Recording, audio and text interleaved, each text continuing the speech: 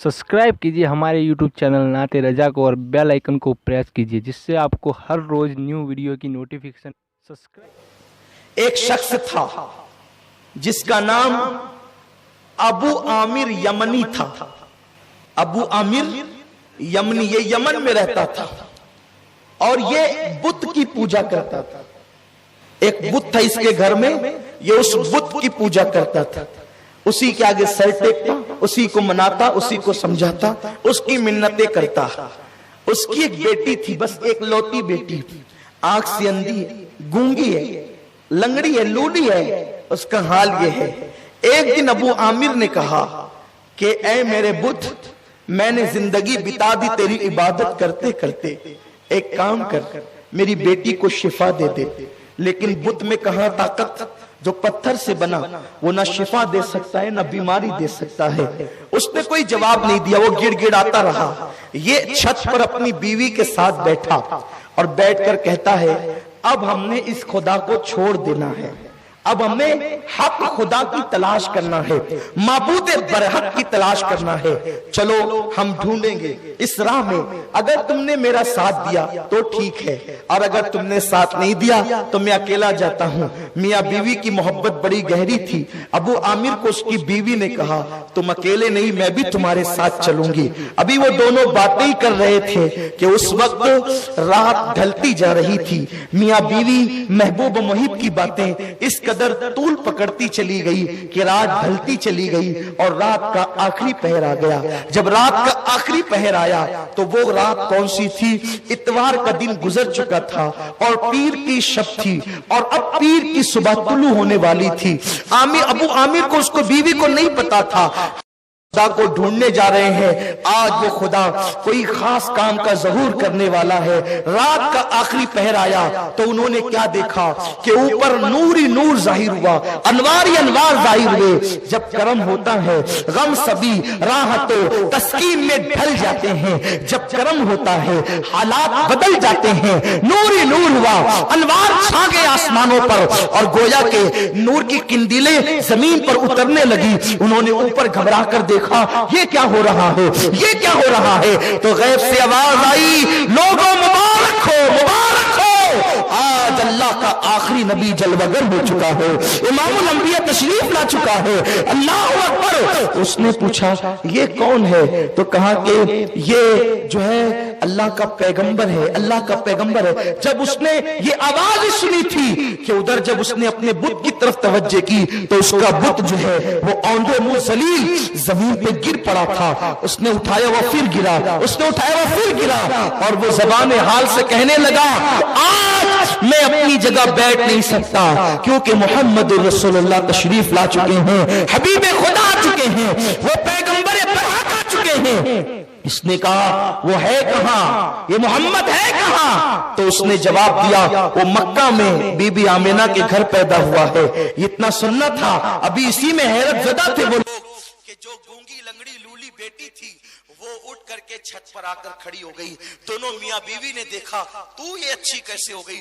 तो कहा कि मैं अंधेरे में पड़ी हुई थी, इनकी बातों का उसे इल्म नहीं था, अंधेरे में पड़ी हुई थी। उतने में एक नूर नूर ही नूर बरसा और आने वाले ने कहा, ए बच्ची तू क्यों परेशान है? उसने कहा कि मेरा ये हाल है, मैं उठ नहीं सकती, मेरी परेशानी है, मेरी तकलीफ है। तो उसने कहा, अगर तू मोहम्मद के वसीले से दुआ कर तो अल्लाह तुझे शिफा अता करेगा, क्योंकि आज वो इसी वक्त पैदा हुए हैं। जो उनके वसीले से इस वक्त दुआ करे उसको मांगी मुरादे मिले। बच्ची ने कहा, मैंने मोहम्मद के वसीले से दुआ की और जब अपने बदन पे फेरा मैं उठ करके खड़ी हो गई। जो आप मुझे देख सकते हैं वो अपनी बीवी को लेकर, अपनी बच्ची को लेकर मक्के की तरफ रवाना हो गए। अभी हुजूर ने ऐलान नबूवत नहीं किया है, हुजूर की विलादत ही हुई है, जश्न आमद रसूल ही हुई है, आका की आमद ही हुई है, मिलादुल नबी ही हुई है। यारो अगर ये बात नेमतुल कुबरा में न लिखी हो, हम आपको गुलामी लिख सकते हैं, लेकिन किताब बताना अपना काम है।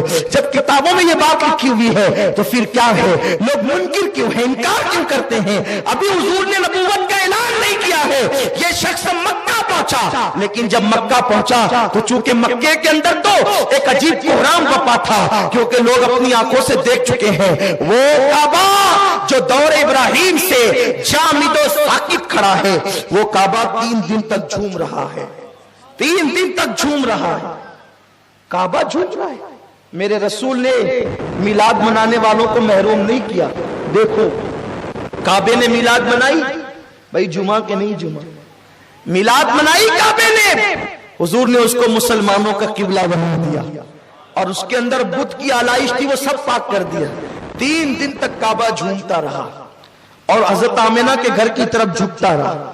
وہ حضور کی طرف کیا جھکا؟ حضور نے کہا ہم کسی کا احسان توڑی رکھتے، تو ہماری طرف 3 دن جھکا، قیامت تک دنیا تیری طرف جھکتی رہے گی۔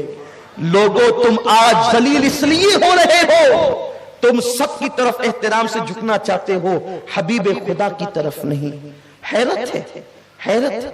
آخر ہمیں پیسوں کی محبت اسی وقت تو ہمارے دل میں کیوں ٹھاٹے مارتی ہے جب حضور کی بات آتی ہے؟ ہم سب کے نام پہ تو خرچہ کرتے ہیں۔ ماں باپ حج کو گئے، مالیگاؤں میں کون سی چوکھٹ ہے؟ پرانے دور سے لے کر اب تک ماں باپ حج کو گئے واپس آئے، خدا جانے حج قبول ہوا کہ نہیں ہوا، کوئی گارنٹی نہیں۔ بولو ہے گارنٹی؟ ہے تو بتائیں۔ حج سے واپس آئے تو لکھا مرحبا اے حرم پاک سے آنے والے، مرحبا صاحب لولاک سے آنے والے۔ لائٹنگ لگ گئی، اور جنہوں نے یہ نہ لکھا کم سے کم لائٹنگ تو لگاتے ہی ہیں۔ بولو ہے کہ نہیں؟ لگاتے نا بھائیوں۔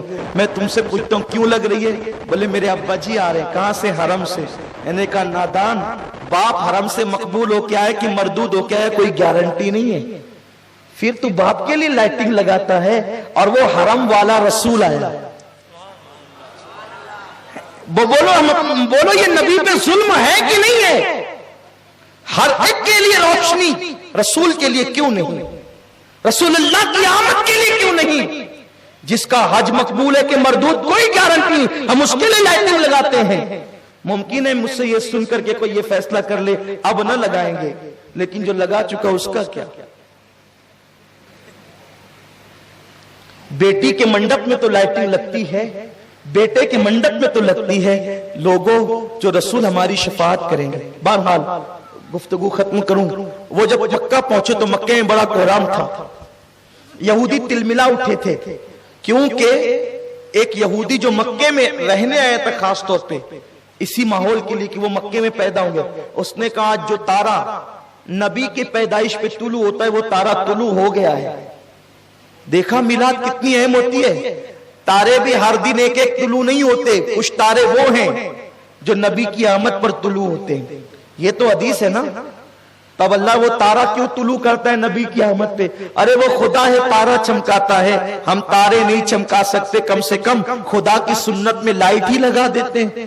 اللہ تو قدرت والا ہے، تو تارے چمکا سکتا ہے، ہم تو تارے بنا بھی نہیں سکتے، چمکا بھی نہیں سکتے۔ یہ حدیث ہے، حدیث پاک ہے، یہ بھی ہم آپ کو بتا سکتے ہیں۔ نبی کی پیدائش پر جو تارا طلوع ہوتا ہے وہ آج طلوع ہو گیا۔ کیا تمہارے یہاں کسی کے گھر میں بچہ پیدا ہوا؟ اس وقت پورے مکے میں حضرت عبداللہ کے گھر بیٹا پیدا ہوا تو لوگوں نے کہا عبداللہ کے گھر پیدا ہوا، عبد المطلب کے بیٹے کے گھر۔ جب وہ گیا تو جا کر کے اس نے کہا ذرا مجھے دکھائے نا، تو جب دکھایا تو کہا ذرا اس کی پیٹھ دکھاؤ۔ جب آقا کی پیٹھ دکھائی تو پیٹھ پر مہر نبوت تھی، وہ بے ہوش ہو کے زمین پہ گر پڑا، بے ہوش ہو گیا وہ۔ اور جب ہوش آیا تو لوگوں نے پوچھا ہوا کیا؟ اتنے بچے تنہیں پیدا ہوتے دیکھے، ہوا کیا؟ کہا کہ نبوت بنی اسرائیل سے بنو اسماعیل میں آ گئی، اور یہ اللہ کا آخری نبی ہے، اور اس کے ذریعے سے اے مکے والوں تم سب کے سردار بنا دیے جاؤ گے۔ حضور کی ولادت کوئی معمولی واقعہ نہیں ہے، یہ سب احادیث ہے، اور یہ سب احادیث معتبر کتابوں میں ہیں۔ تو یہ سب چیزیں ہو چکی تھی۔ حضرت عبد المطلب نے کہا آمنہ اب کسی کو بچہ دکھانے کی ضرورت نہیں، ورنہ وہ قتل کر دیں گے ہمارے بچے کو۔ اور بہت سے آثار، بہت سے معاملات دیکھے گئے۔ جب یہ تینوں آئے انہوں نے کہا کہ آمنہ وہ بچہ دکھا، کہا دیکھو میرے سسر نہیں ہے، اس لیے میں تمہیں ایک جھلک دکھاؤں گی اور جلدی سے چلے جانا، ورنہ انہوں نے مجھے منع کیا ہے۔ جب یہ آئے اور آ کر کے حضور علیہ السلام کا دیدار کیا تو ابو عامر یہ کہتا تھا، اس کی بیوی بیان کرتی ہے، سیدہ آمنہ نے بیان کیا ہے، ابو عامر یہ کہتا تھا کہ یہ بچہ اتنا خوبصورت ہے، ایسا حسن والا بچہ لیا اور اپنے سینے پر لگا لیا اور اسی حالت میں وہ زمین پہ گر پڑا، اور جب زمین پہ گرا ہے تو پھر اس کو ہوش نہیں آیا، اسی حالت میں کفس عنصری سے اس کی روح پرواز کر گئی۔ یہ حضور کی میلاد ہے، لوگوں نے جان دی ہے۔ لوگوں اللہ توفیق دے تو اللہ کو راضی کرنے کے لیے اپنے گھروں پر ہرے ہرے جھنڈے، اسلامی جھنڈے اپنے گھروں پر لگائیں، اور 12 دن تک کم سے کم ایک بلب لگا دیں تاکہ پتہ چلے کہ آپ مصطفیٰ جان رحمت کے غلام ہو۔ اور میلاد النبی صلی اللہ علیہ وسلم منائیں، جلوس میں شرکت کریں، ساری چیزیں کریں، آوارہ گردی نہ کریں، خرافات سے بچیں، اور اپنے اوپر لازم کر لیں۔ 2 دن تو گزر گئے، تیسری شب آ گئی، روزانہ کم سے کم 1000 مرتبہ آقا پر درود پڑھیں 12 دنوں تک۔ شرمائے نہیں، ہاتھ میں وہ بٹن والی تسبیح رکھ لیں یا تسبیح رکھیں، کوئی شرمانے کی بات نہیں، پڑھتے رہیں، اس لیے کہ یہ وہ دن ہے سوئے ہوئے مقدر بیدار ہوں گے۔ آقا نے کتنا ہم پہ کرم کیا، وہ نہ آتے تو یہ رانائیاں نہ ہوتی۔ 1000 مرتبہ آقا پر درود روزانہ پڑھے 12 دن تک کے۔ کسی نے ڈاکٹر اقبال سے کہا تھا، اقبال تیری شاعری میں اتنی چاشنی کیسے، تیری شاعری میں اتنی چاشنی کیسے؟ اس لیے کہ مرزا غالب اقبال سے بڑے شاعر ہیں، لیکن غالب کو اتنا نہیں پڑھا جاتا، غالب مغلوب ہے اقبال کے سامنے۔ فن کے اعتبار سے غالب بہت بڑا شاعر ہے، لیکن ڈاکٹر اقبال کو جتنا پڑھا گیا پڑھا جاتا ہے اتنا کسی کو نہیں۔ تو اقبال کہتے ہیں میں نے 1 کروڑ مرتبہ اپنے نبی پہ درود پڑھا ہے، اس کے بعد اپنی شاعری کا آغاز کیا ہے، تو اللہ نے میری شاعری میں وہ اثر پیدا فرمایا۔ یہ اقبال کی شاعری کا راز ہے کہ جب بھی پڑھا جاتا ہے انقلاب پیدا ہوتا ہے۔ ہو نہ وہ پھول تو بلبل کا ترنم بھی نہ ہو، چمنے دہر میں کلیوں کا تبسم بھی نہ ہو نہ ساقی تو پھر میں بھی نہ ہو، خم بھی نہ ہو۔ ذرا غور فرمائیں ڈاکٹر اقبال کی شاعری کی، محمد سے وفا تو نے تو ہم تیرے ہیں، یہ جہاں چیز ہے کیا لوح و قلم تیرے ہیں۔